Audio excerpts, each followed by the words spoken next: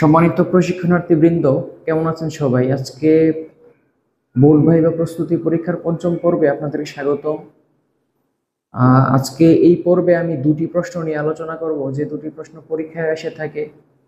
আপনার আমিনশিপ লাইফেও কাজে লাগবে বিভিন্ন ক্যালকুলেশনের জন্য, এবং বোর্ড ভাইভায় জিজ্ঞেস করে থাকে এবং লিখতে দেওয়া হয়। ভাইভা অনেক সময় সামনে খাতা কলম দেওয়া হয়, সেখানে লিখতে দেওয়া হয়, আঁকতে দেওয়া হয়, সূত্র লিখতে দেওয়া হয়। এই বিষয়গুলি ঘটে। তো অনেক সময় দেখা যায় যে আপনাদের পারা জিনিসটাও দেখা যায় আপনারা ভুল করে ফেলেন শুধুমাত্র প্র্যাকটিসের অভাবে।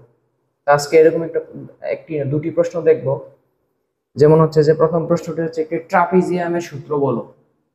একটি ট্রাপিজিয়াম কিরকম হয় দেখুন। একটি ট্রাপিজিয়ামের দুই বাহু সমান হয় না, কিন্তু সমান্তরাল হয়। যেমন দেখেন এইখানে যতটুকু আছে এতে তার চেয়ে কিছুটা কম হচ্ছে উপরের বাহুটি। দুটি সমান নয় কিন্তু সমান্তরাল। সমান্তরাল কি? সমান্তরাল হচ্ছে দুটি একই রাস্তায় চলতে থাকবে, কিন্তু কেউ কাউকে কখনো ছেদ করবে না। এটা হচ্ছে রেল লাইনের মতো। তো দুটি বাহু হচ্ছে সমান্তরাল এবং অপর দুটি বাহু অসমান্তরাল। অপর দুটি বাহু সমান্তরাল নয়, এরকম। আমি যদি এই বাহুগুলিকে চিহ্নিত করি, এ বি সি ডি, এই চারটি বাহু যদি চিহ্নিত করি, তাহলে আমার ক্ষেত্রফলটি দাঁড়াবে হচ্ছে হাফ গুণন সমান্তরাল বাহু দুটির যোগফল। এখানে সমান্তরাল বাহু তো হচ্ছে এ এবং বি। এ এবং ডি হচ্ছে সমান্তরাল বাহু। এখানে সমান্তরাল বাহু দুটির যোগফল। এবং উচ্চতা, উচ্চতা আসলে কোনটা? আমরা যখন নিচের বাহু কনসিডার করব, নিচের বাহুটা হচ্ছে ভূমি, একটা চতুর্ভুজের ভূমি। এই ভূমি থেকে উপরের কৌণিক দূরত্ব পর্যন্ত, অর্থাৎ কোণ থেকে এই ভূমি পর্যন্ত আমরা যদি একটা রেখা টানি এবং সেটাকে যদি এইচ, ছোট হাতের এইচ দিয়ে প্রকাশ করি, তাহলে সেটা হচ্ছে উচ্চতা।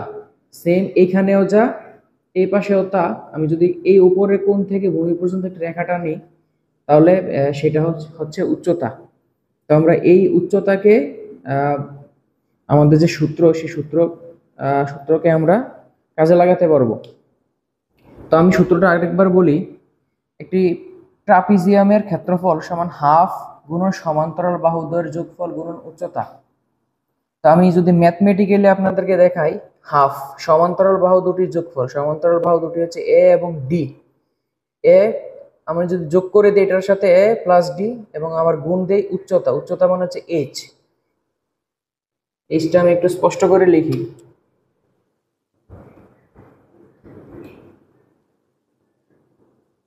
এইচ অর্থাৎ হাফ গুণন সমান্তরাল বাহুদ্বয়ের যোগফল গুণন উচ্চতা। উচ্চতা হচ্ছে এইচ এখানে।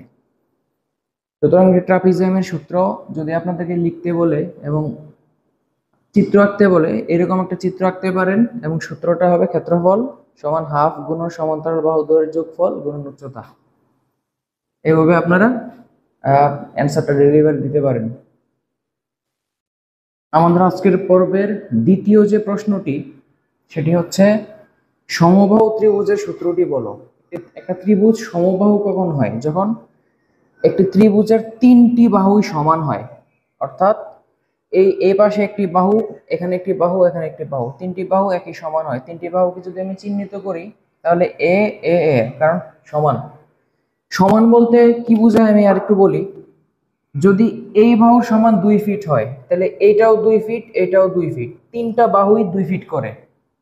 তার মানে হচ্ছে তিনটা বাহুই একই সমান, এজন্য এটা হচ্ছে সমবাহু ত্রিভুজ। অর্থাৎ যে ত্রিভুজের তিনটি বাহুই পরস্পর সমান, তাদের পরিমাপ সমান, এবং সেই ত্রিভুজকে মূলত বলা হয় সমবাহু ত্রিভুজ। এখন সমবাহু ত্রিভুজের ক্ষেত্রফলের যে সূত্র, একটা সমবাহু ত্রিভুজ ধরেন আপনি পরিমাপ করলেন জমি, তো সেই জমিতে সেটার ক্ষেত্রফল বা কত শতাংশ জমি আছে সেটা পরিমাপ করার জন্য একটা সূত্র অ্যাপ্লাই করতে হয়। সূত্র হচ্ছে √3/4 গুণন বাহু স্কোয়ার।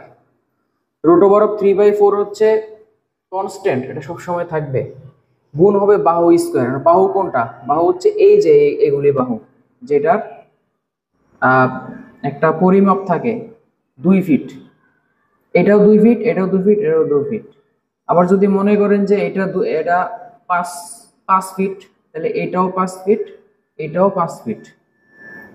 অর্থাৎ তিনটি বাহুই পরিমাপে সমান। তো সেই ক্ষেত্রে আমরা যদি এরকম ভাবে লিখি, ধরুন 5 ফিট করে আছে প্রত্যেকটা বাহুতে, তাহলে আমরা যখন ক্ষেত্রফল বের করবো √3/4 গুণন বাহু স্কোয়ার। বাহু মানে হচ্ছে যে কোনো একটি বাহু 5 ফিট, তাহলে 5 স্কোয়ার, তাহলে 5 ফিট হলো বর্গ ফুট। এভাবে আমরা রেজাল্ট বের করব। এটা যেহেতু ভাইবা কোশ্চেন, এজন্য খুব বেশি বিস্তারিত আপনাদেরকে দেখালাম না। যতটুকু জানার, যতটুকু আপনার আঁকতে হবে পরীক্ষায়, আঁকতে দিবে, লিখতে দিবে, ঠিক ততটুকু আপনাদেরকে দেখালাম। তো এরকম একটি ত্রিভুজের 3টি বাহুই পরস্পর সমান, এটা হচ্ছে সমবাহু ত্রিভুজ। এবং সমবাহু ত্রিভুজের সূত্রটি হচ্ছে √3/4 গুণন বাহু স্কোয়ার বর্গ একক, ফিটে থাকলে বর্গ ফিট। এই হলো আমাদের আজকে 2টি প্রশ্ন, আপনারা অবশ্যই আয়ত্ত করার চেষ্টা করবেন। গুরুত্বপূর্ণ প্রশ্ন, জানার মতো প্রশ্ন। ধন্যবাদ আজকের জন্য সবাইকে।